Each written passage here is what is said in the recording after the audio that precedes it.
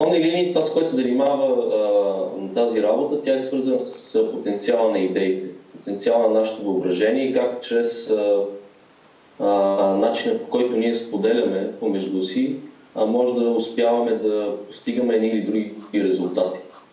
Мисля, че това е доста съществен и важен компонент, който е така седи пред нас все повече и все повече. В голяма степен той е доста по-съществен от 2014 година, отколкото 2010 година. Както виждаме в нашето общество, в крайна сметка начин, по който ние споделяме нашето съществуване, начин, по който ние споделяме ежедневието си, идеите си, е това, което придобива крайната форма и това, което формира нашите пространства за живеене. Тези наши хабитати, които не ги наричаме градове или селища, или пространства, които те са свързани с някакъв тип селекция, някакъв тип естетика, което е свързано с критерии на различни етапи, които хората проявяват.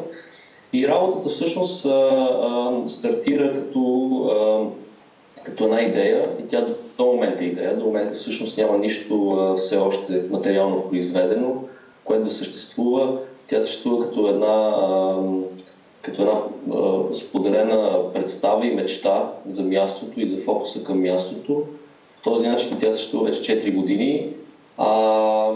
Това, което е интересно и специфично, което се спомена вече, е това, че идеята и концепцията и крайната форма на работата е свързани с целият процес на случване. Те са неотделимо цяло.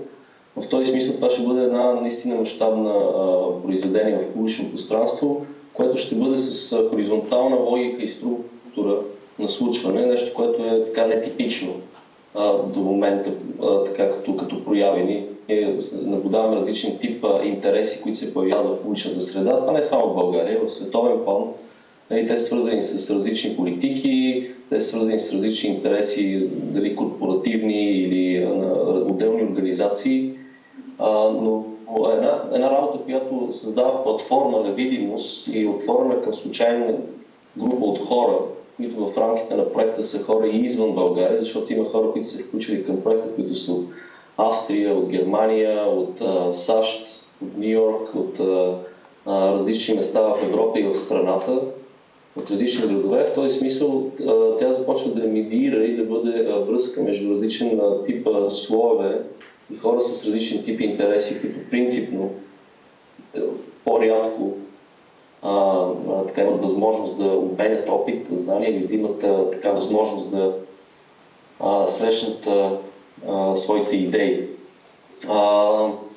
Разбира се, аз като млад, сега вече не толкова, но преди 4 години малко по-млад художник в България, това е една работа, която е също така свързана с нашата възможност да сме свободни, да си помечтаваме неща и да може тази неизвестност или сложност, която се намираме, тя да се трансформира да използваме нейния креативен потенциал.